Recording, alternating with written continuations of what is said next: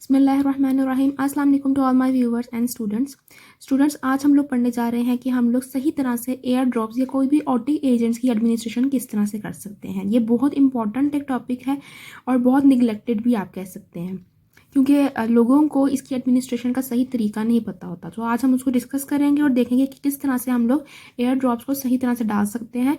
क्योंकि लोग समझते हैं जैसे एक नॉर्मल वे में आप डाल दो, इसमें कोई प्रॉब्लम नहीं है, लेकिन एक इसका पूरा प्रोसीजर है जो कि हम पढ़ने जा रहे हैं। सबसे पहले जो होता है warm the solution by holding the bottle in the hands for a few minutes. जो एयर ड्रॉप्स होते हैं, क्योंकि इनका जो नॉर्मल टेम्परेचर आप फार्मेसी टेम्परेचर होता है, इनका टेम्परेचर इतना हाई नहीं होता, आप इतना ज़्यादा टेम्परेचर पे रख नहीं सकते। और कुछ एयर ड्रॉप्स का खास एक टेम्परेचर होता है, उन पे स्टोरेज कंडीशन यही होती है कि आपने इनको कूल प्लेस पे रखना है। सो एयर ड्रॉप्स ठंडे हो जाते हैं, ठीक है। फिर जब एयर ड्रॉप्स ठंडे हो जाते हैं, जब ये कान में डलते हैं ना, तो ठंडे एयर ड्रॉप्स की वजह से पेन स्टार्ट होने के चांसेस होते हैं। सो अब आप लोगों ने इसको वार्म अप किस तरह से करना है, ये बहुत इंपॉर्टेंट है। वार्म अप करने का राइट मेथड ये है, आपने जैसे ये जेंटामाइसिन मैंने एयर ड्रॉप्स लिए हैं, अब आप लोगों ने करना है एयर ड्रॉप्स को इस तरह से पकड़ना और इसको रोल करना है। या तो इस तरह से आप लोग कर सकते हैं, ठीक है, या फिर आप लोगों ने हाथ में पकड़ के रखना है थोड़ी देर, ठीक है, लाइक 5 to 10 मिनट्स या 5 मिनट्स जस्ट, ठीक है। तो इससे क्या होगा कि ये एयर ड्रॉप्स जो है इनका टेम्परेचर आपके बॉडी टेम्परेचर के अकॉर्डिंग हो जाएगा। So now what is the next step? Tilt करना है the head sideways with the affected air upward. जो भी आपका कान दर्द है, जिस कान में भी दर्द है आपके, आप लोगों ने इस तरह से लेटना है कि वो वाला कान आपका ऊपर है। जैसे अगर राइट साइड आपका जो है वो कान ऊपर है, तो राइट साइड पे कान में दर्द है, तो आप लोगों ने वो कान ऊपर करके लेटना है, ठीक है। अब क्या है, अब ये बहुत ही इंपॉर्टेंट मेथड जो है, एक और पॉइंट जो बड़ा इंपॉर्टेंट है और लोग इसको इतना ध्यान नहीं देते। ये जो फिजिशियन और फार्मासिस्ट का काम है कि ये लोगों को काउंसल करें इस बारे में। Pull the ear lobe up and backward to straighten the canal for adults के लिए क्या करना है, जो एयर लोब है उसको अपवर्ड और बैकवर्ड पुल करना है, ताकि जो कैनाल है, जो आपकी एयर कैनाल है, वो स्ट्रेट हो सके। और अगर चिल्ड्रन है तो आप लोगों ने डाउन एंड बैकवर्ड करना है टू स्ट्रेटन द कैनाल। अब ये किस तरह से होगी, लेट्स सी। ये आपके पास एक एयर का स्ट्रक्चर आ जाता है। जब अडल्ट्स हो गए ना, तो उसके लिए क्या करना है, आप लोगों ने अपवर्ड पुल करना है, अपवर्ड एंड देन बैकवर्ड, ठीक है। थोड़ा सा ऊपर करके हल्का सा टिल्ट करना है और फिर उसको पीछे की तरफ खींच लेना है। अडल्ट्स के लिए ये तरीका है।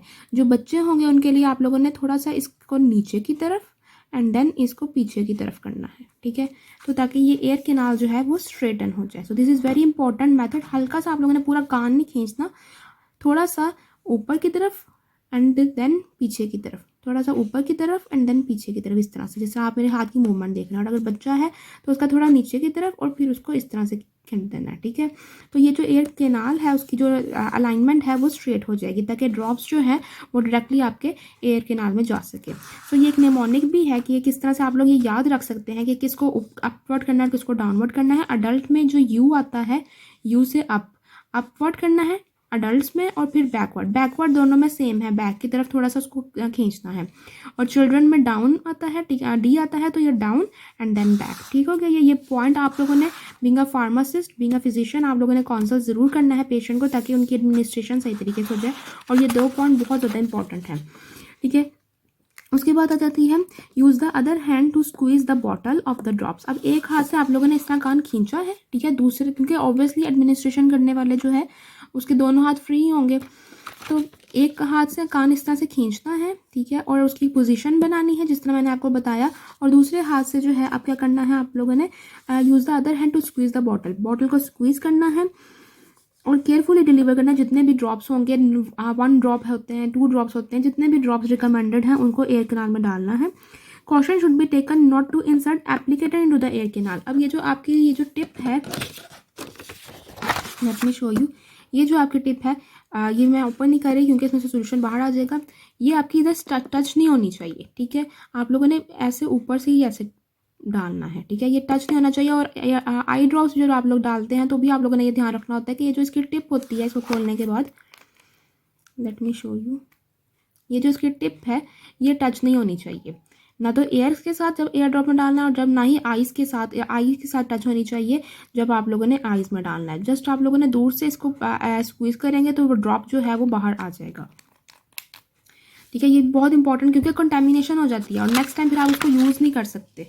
मतलब कर सकते हैं, लेकिन क्या होता है कि चांसेस होते हैं कि वो दोबारा बैक्टीरिया जो है वो अटैक कर सकता है, क्योंकि वो बैक्टीरिया इसके साथ अटैच हो चुका होता है। ठीक हो गया। उसके बाद आ जाती है keep the head tilt sideways for the several minutes. कुछ देर आप लोगों ने ड्रॉप्स डालने के बाद सेवरल मिनट्स आप लोगों ने उसी पोजीशन में रहना है, या फिर आप लोग कॉटन भी डाल सकते हैं एयर में। अब एयर में जब आप कॉटन डालेंगे तो उसका साइज़ थोड़ा बड़ा होना चाहिए।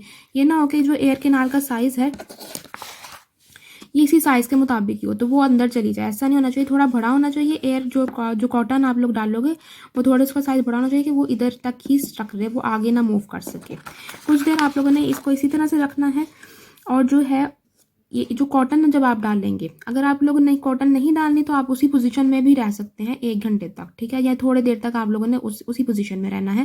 और अगर आप उसी पोजीशन में नहीं रह सकते तो आप कॉटन डाल दें, ठीक है, कान के यहाँ पर एयर केनाल के बाद आउटर एयर जो आपका एक हॉल है उसमें आप डाल सकते हैं, ठीक है। और अगर आप लोगों ने कॉटन भी डाली है तो वो 1 घंटे से ज़्यादा नहीं होनी चाहिए, मतलब 1 घंटे से ज़्यादा आप लोगों ने कॉटन को एयर में नहीं रखना। अब अगर आप लोगों को जो है ज़रूरत है दूसरे कान में भी देने की, दोनों कान अफेक्टेड हैं, तो आप लोग दूसरे कान में रिपीट करें प्रोसीजर। और अगर नहीं आपका एक ही कान अफेक्टेड है तो फिर आप लोग की जो प्रोसेस है for the administration of the otic drops वो कंप्लीट हो चुका है। सो आपको आज की वीडियो कैसी लगी आप लोगों ने कमेंट्स में ज़रूर बताना है। और अगर आपको कोई क्वेश्चन है तो आप लोग मुझसे पूछ सकते हैं, फेसबुक पेज के थ्रू भी पूछ सकते हैं, और आप लोग कमेंट्स में भी मुझसे डिस्कस कर सकते हैं। अपने फ्रेंड्स के साथ ज़रूर शेयर कीजिएगा, क्योंकि आपकी जो ये नॉलेज है ये आप लोगों ने स्प्रेड, जितना आप लोग अपनी नॉलेज को स्प्रेड करेंगे उतनी आपकी अपनी इन्फॉर्मेशन में भी इजाफा होगा।